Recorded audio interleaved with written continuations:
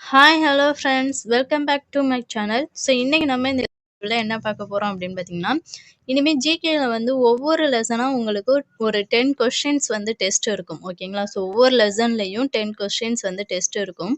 So அந்த test வந்து எப்படி இருக்கும் அப்படின்னு பார்த்தீங்கன்னா, கடந்த குரூப் 4 எக்ஸாமில் எப்படி ஸ்டேட்மெண்ட் கொஷினாக ஜிகே வந்து கேட்டிருந்தாங்களோ அதே மாடலில் தான் உங்களுக்கு வந்து நான் கொஷின் வந்து மேக் பண்ணி கொண்டுட்டு வந்திருக்கேன் ஓகேங்களா. ஸோ ஃபார் எக்ஸாம்பிள் இந்த கொஷின் பாருங்கள். கூற்று காரணம், அப்புறம் தவறாக பொருத்தப்பட்டுள்ளதை கண்டறிக, அதுக்கப்புறம் பொறுத்துக.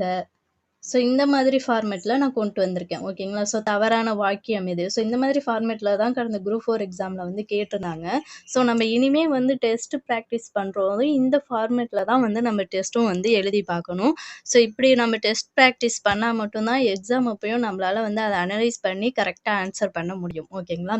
ஸோ இன்றைக்கி இந்த லெசன் நம்ம எந்த லெசன் பார்க்க போகிறோம் அப்படின்னு பார்த்தீங்கன்னா, 11th பொலிட்டிக்கலில் உள்ள தமிழகத்தில் அரசியல் வளர்ச்சி. ஸோ இதில் ஒரு 10 கொஷின் பார்க்க போகிறோம்.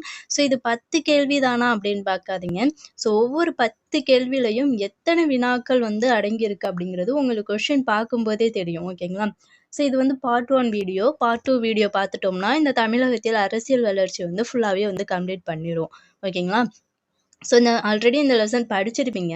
ஸோ நீங்கள் ஜஸ்ட் ப்ராக்டிஸ் பண்ணி பாருங்கள், உங்களுக்கு ஆன்சர் தெரியுதா அப்படிங்கிறத செக் பண்ணி பாருங்கள். ஸோ 10 கொஷின் தான். 10 கொஷின் ஒவ்வொரு கொஷினுக்கும் நம்ம எக்ஸ்பிளைனோட பார்ப்போம் ஓகேங்களா. ஸோ இப்போ வாங்க டேரெக்டாக வீடியோக்குள்ளே போகலாம். ஸோ வீடியோக்குள்ளே போகிறதுக்கு முன்னாடி நம்மளுடைய சேனலுக்கு நீங்கள் புதுசாக இருந்தீங்கன்னா மறக்காமல் நம்ம சேனலையும் சப்ஸ்கிரைப் பண்ணிவிட்டு இந்த வீடியோவுக்கும் ஒரு லைக் பண்ணிடுங்க. ஸோ டிஸ்கிரிப்ஷனில் டெலகிராம் சேனல் லிங்க்கும் இருக்கும், அதுலேயும் ஜாயின் பண்ணிக்கோங்க. ஸோ ஃபஸ்ட்டு கொஷின் பாருங்கள். கூற்று காரணம். ஸோ கூற்று பாருங்க, சென்னை மாகாணம் பொது ஆண்டுக்கு 1802 உருவாக்கப்பட்டது. காரணம், இந்த மாகாணம் உள்ளடக்கிய பகுதிகள் ஆந்திரா, கேரளாவின் மலபார் பகுதி, தெற்கு கர்நாடகா போன்ற பகுதிகள் ஆகும். ஸோ கொஞ்சம் டைம் தரேன், நல்லா யோசிச்சு கரெக்டான ஆன்சர் பண்ணுங்க.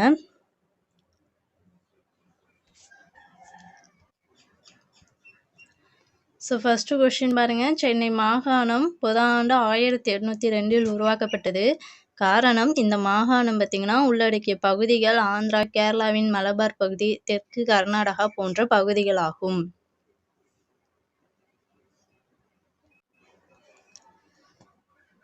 ஸோ இதுக்கு சரியான விடை அப்படின்னு பார்த்தீங்கன்னா ஆப்ஷன் சி தான் ஓகேங்களா. ஏ வந்து தவறு, ஆர் வந்து சரி. ஸோ ஏ வந்து என்ன மிஸ்டேக் அப்படிங்கிறது யாராவது கெஸ் பண்ண முடியுமா?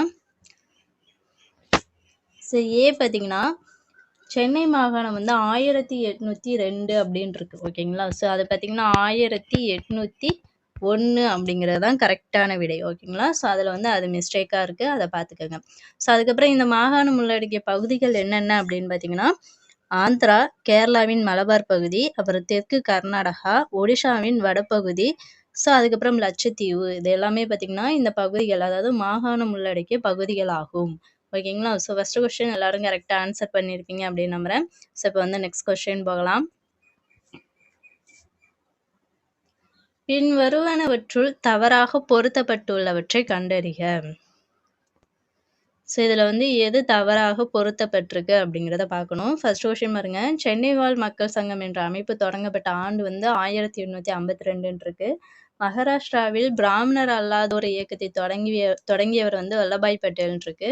1919ஆம் ஆண்டு மாகாணங்களின் இரட்டை ஆட்சி முறை கொண்டு வந்ததன் மூலம் முதல் பொது தேர்தல் நடைபெற்ற ஆண்டு 1921. 1916ஆம் ஆண்டு தென்னிந்திய விடுதலை கூட்டமைப்பின் நிறுவியவர் யாருன்னா சர் பெட்டி தியாகராயர். ஸோ இதில் கொஷின் என்ன கேட்டிருக்காங்க, தவறாக பொருத்தப்பட்டுள்ளதை வந்து நம்ம கண்டறியணும். கொஷின் எப்போதும் கரெக்டாக பார்த்துக்கோங்க. ஸோ அது பார்த்தீங்கன்னா தவறாக உள்ளதை கேட்டிருக்காங்களா இல்லை சரியாக உள்ளதை கேட்டிருக்காங்களா அப்படிங்கிறத நம்ம கரெக்டாக பார்த்துக்கணும் ஓகேங்களா.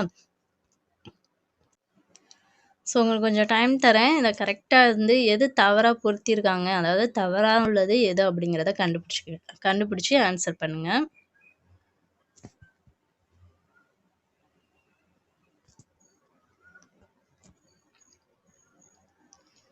ஸோ இதில் தவறாக வந்து எது இருக்குது அப்படின்னு பார்த்தீங்கன்னா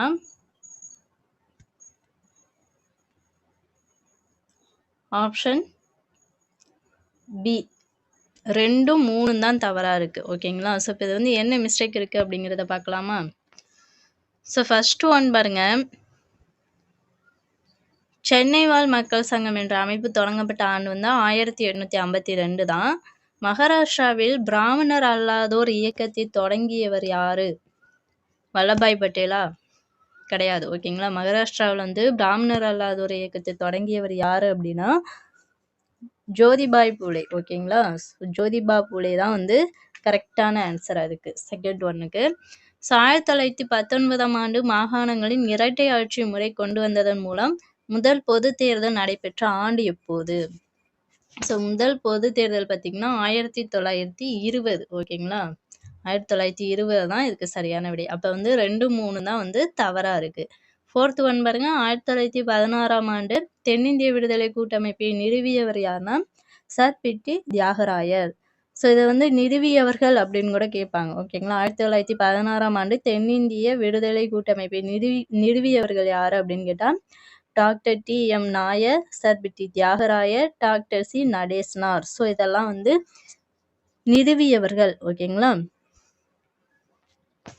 ஸோ நெக்ஸ்ட் பாருங்க. Third question. இது கூற்று காரணம் தான். கூற்று பாருங்க. 1920 ஆண்டு நடந்த முதல் தேர்தலில் காங்கிரஸ் கட்சி ஒத்துழையாமையின் ஒரு பகுதியாக தேர்தலை வந்து புறக்கணித்தது. காரணம் 1921 ஆண்டு தேர்தலில் நீதி கட்சி பெரும்பான்மை இடங்களில் வெற்றி பெற்று சென்னை மாகாணத்திற்கு சுப்பராயலு முதலமைச்சர் ஆனார். ஸோ கூற்று காரணம் கரெக்டா பார்த்து ஆன்சர் பண்ணுங்க.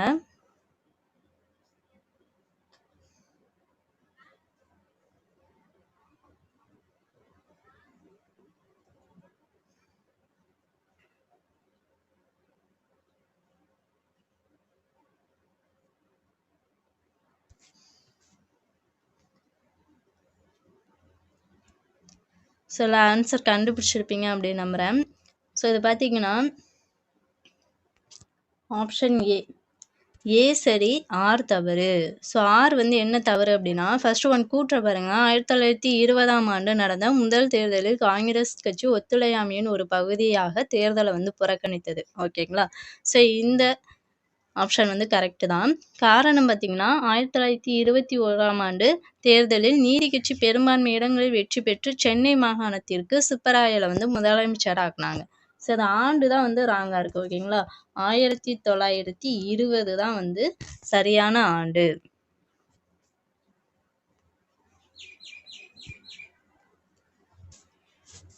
ஸோ நெக்ஸ்ட் ஃபோர்த் கொஸ்டின் பாருங்க. இது பொறுத்துக.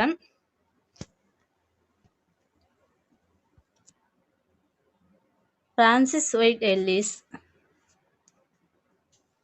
1837 இருக்கு. ஜேம்ஸ் பிரின்சிபே வந்து 1816. கால்டுவெல் பார்த்தீங்கன்னா 1937. ராஜாஜி 1856. ஸோ இதில் வந்து சரியாக எது பொருந்திருக்கு?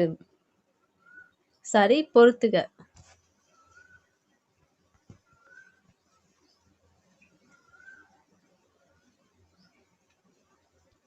ஸோ ஆன்சர் கண்டுபிடிச்சிருப்பீங்க அப்படின்னு நினைக்கிறேன்.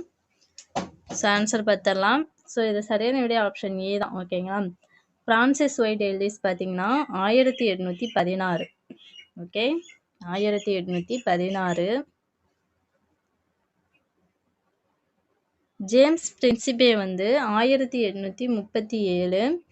கால்டுவெல் பார்த்தீங்கன்னா 1816. ராஜாஜி 1937. ஓகேங்களா. ஸோ இப்போ இந்த Francis Whyte Ellis, James Prinsep, Caldwell, so இவங்கெல்லாம் பார்த்தீங்கன்னா இந்திய கலாச்சாரம் என்பது ஒரே மாதிரியான தன்மை கொண்டது அல்ல என்றும் புத்த திராவிட மரபுகள் கூட இருந்தன என்றும் நிரூபித்த ஆய்வாளர்கள். ஓகேங்களா. ஸோ இந்திய கலாச்சாரங்கிறது வந்து ஒரே மாதிரியான தன்மை கொண்டது கிடையாது, இது வந்து புத்தம் திராவிட மரபுகள் கூட இருந்தது அப்படின்னு நிரூபித்த ஆய்வாளர்கள் யாருன்னா Francis Whyte Ellis, James Prinsep, Caldwell. ஓகேங்களா. ஸோ அப்போ ராஜாஜி யாரு? ராஜாஜி யாரு அப்படின்னு உங்களுக்கு தெரியுமா?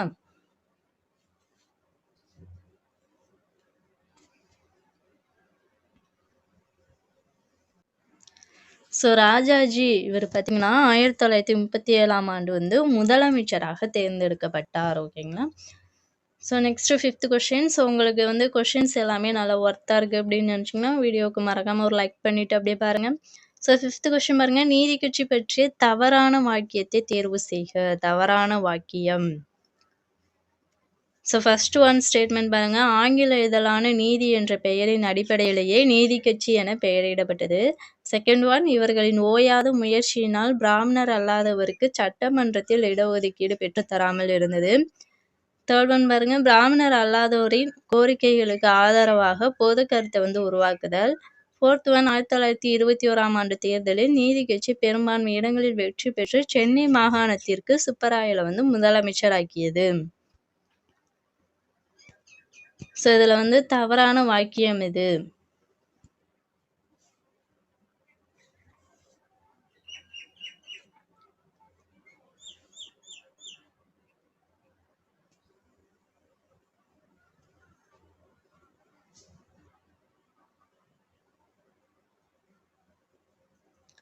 ஸோ ஆன்சர் கண்டுபிடிச்சிருப்பீங்க அப்படின்னு நினைக்கிறேன்.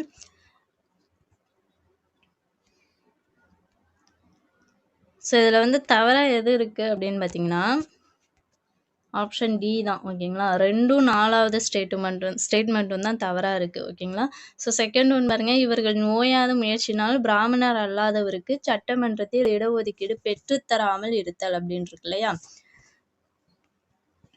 ஸோ இதில் பெற்றுத்தராமல் இருத்தல் அப்படின்னு இருக்கு. ஸோ இது பார்த்தீங்கன்னா அவங்க என்ன பண்ணியிருப்பாங்க, இடஒதுக்கீடு பெற்று தந்திருப்பாங்க. ஓகேங்களா. ஸோ அதனால் ஒவ்வொரு லைனையும் கொஞ்சம் நல்லா படிச்சுக்கோங்க. ஓகேங்களா.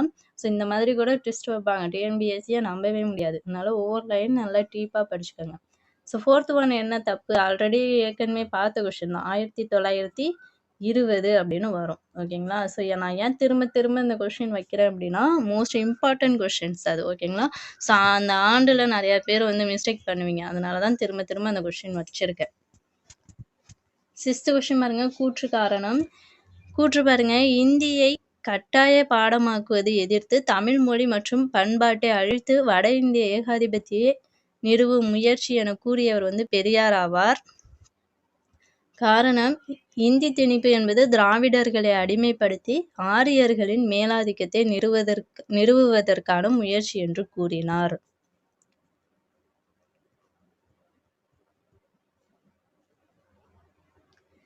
ஸோ கூற்று காரணம் கொஞ்சம் படிச்சுட்டு நல்லா கரெக்டாக ஆன்சர் பண்ணுங்க.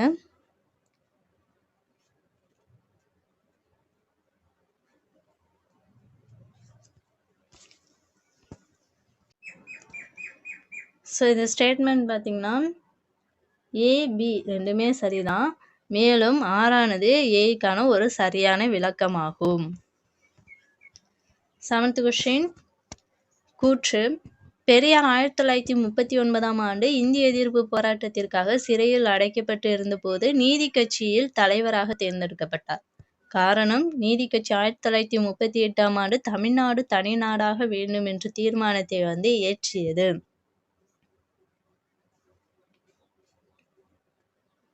ஸோ கரெக்டாக பார்த்து ஆன்சர் பண்ணுங்க. ஓகேங்களா.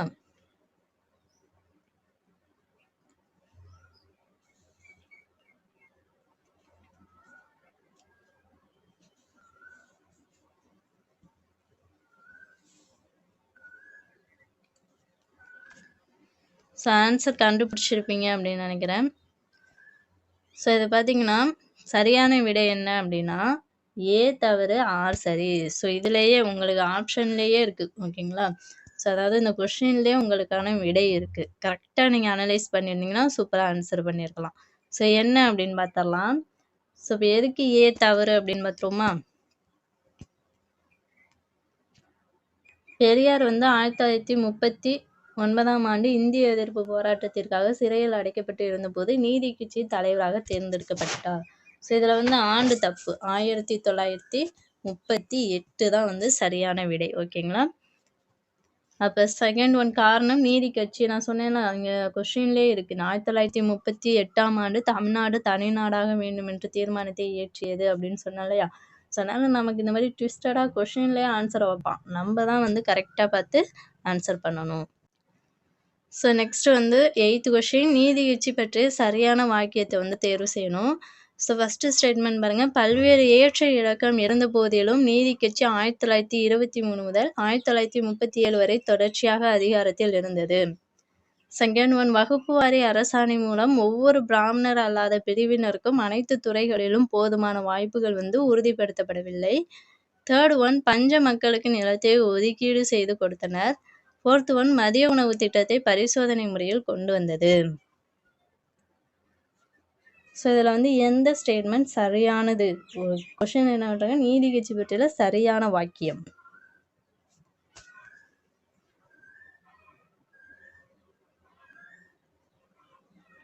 கரெக்டாக பார்த்து ஆன்சர் பண்ணுங்க.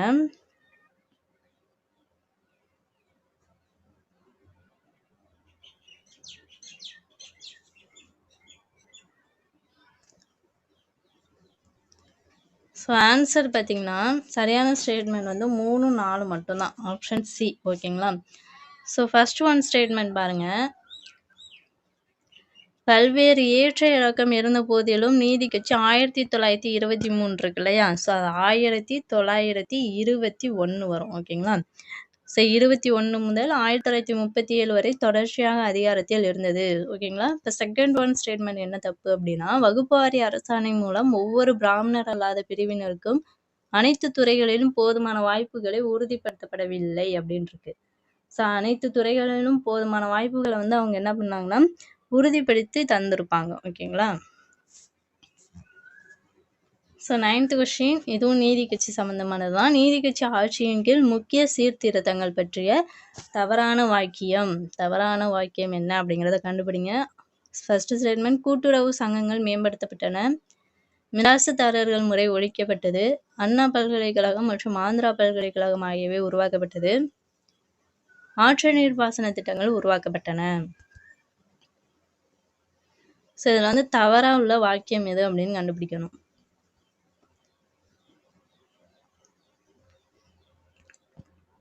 ஸோ ஆன்சர் பார்த்தீங்கன்னா ஆப்ஷன் டி 3, 4 தான் வந்து தவறாக இருக்குது. ஓகேங்களா? ஸோ அண்ணா பல்கலைக்கழகமா? ஸோ அது வந்து அண்ணா பல்கலைக்கழகம் கிடையாது. ஓகேங்களா?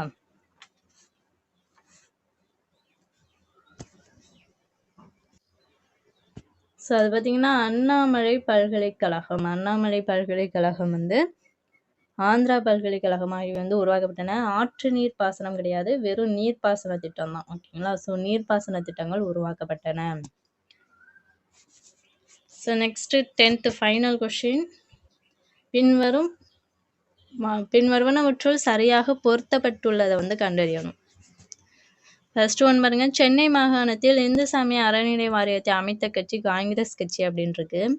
மதிய உணவு திட்டத்தை பரிசோதனை முறையில் கொண்டு வந்த கட்சி நீதி கட்சின்னு இருக்கு. இந்தியாவின் முதல் முறையாக தேவதாசி முறை ஒழிக்கப்பட்டது யாரால அப்படின்னா அஞ்சலி அம்மாள் இருக்கு.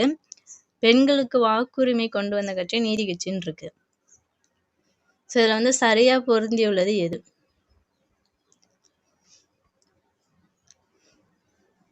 ஸோ ஆன்சர் கண்டுபிடிச்சிட்டிங்களா? சரியா உள்ளது ஆப்ஷன் டி 2, 4 மட்டும்தான் சரியா இருக்கு. ஓகேங்களா? மதிய உணவு திட்டத்தை பரிசோதனை முறையை கொண்டு வந்த கட்சி நீதி கட்சி தான். பெண்களுக்கு வந்து வாக்குரிமை கொண்டு வந்த கட்சி நீதி கட்சி தான். ஓகேங்களா? இப்போ ஃபர்ஸ்ட் ஸ்டேட்மெண்ட் என்ன தப்பு?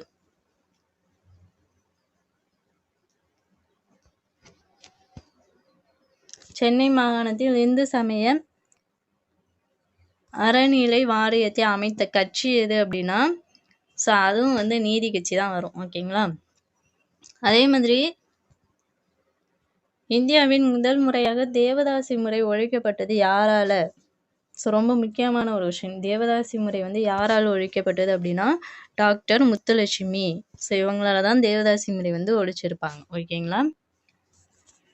ஸோ அவ்வளோதாங்க. ஃபைனலாக இதில் ஒரு 10 கொஸ்டின் பார்த்தோம். 10 கொஸ்டின்லேயே எவ்வளோ கொஸ்டின் இருந்துச்சு, எவ்வளோ முக்கியமான பாயிண்ட்ஸ் இருந்துச்சு அப்படிங்கிறத நீங்கள் ஃபுல்லாக பார்த்துருந்தீங்கன்னா தெரிஞ்சிருக்கும், இந்த வீடியோ ஃபுல்லாக பார்த்துருந்தீங்கன்னா. ஸோ இந்த வீடியோ பதிவு உங்களுக்கு யூஸ்ஃபுல்லாக இருக்கா, இதே மாதிரி வந்து ரெகுலராக உங்களுக்கு கொஸ்டின் எடுத்து கொடுக்கலாமா அப்படிங்கிறத மறக்காமல் கமெண்ட் பண்ணிடுங்க. ஏன்னா உங்களுடைய ஒவ்வொரு கமெண்ட் தான் நெக்ஸ்ட் உங்களுக்கு நல்லா எந்த அளவுக்கு எஃபெக்ட் போட்டு கொஸ்டின் எடுக்கணும் அப்படிங்கிறத பொறுத்து இருக்குது. ஸோ அதனால் மறக்காமல் கமெண்ட் பண்ணிவிட்டு இந்த வீடியோ யூஸ்ஃபுல்லாக இருந்துச்சுன்னா இதுக்கும் ஒரு லைக் பண்ணிடுங்க. நம்ம சேனலை நீங்கள் இப்போ தான் புதுசாக பார்க்குறீங்க அப்படின்னா சப்ஸ்கிரைப் பண்ணிக்கோங்க. ஸோ நெக்ஸ்ட் வீடியோவில் பார்க்கலாம். Thank you to all.